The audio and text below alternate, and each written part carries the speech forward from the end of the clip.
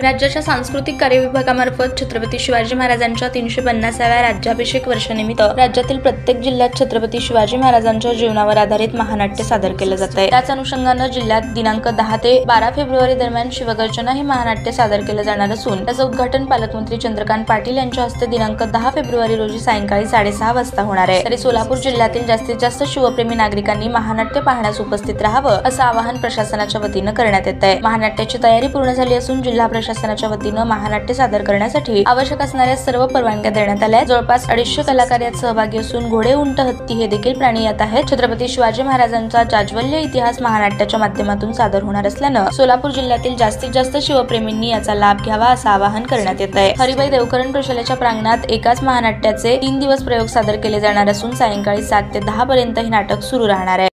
ताज्या बातम्या पाहण्यासाठी प्राईम मीडिया न्यूज चॅनलला सबस्क्राईब करा आणि बेल आयकॉन प्रेस करा।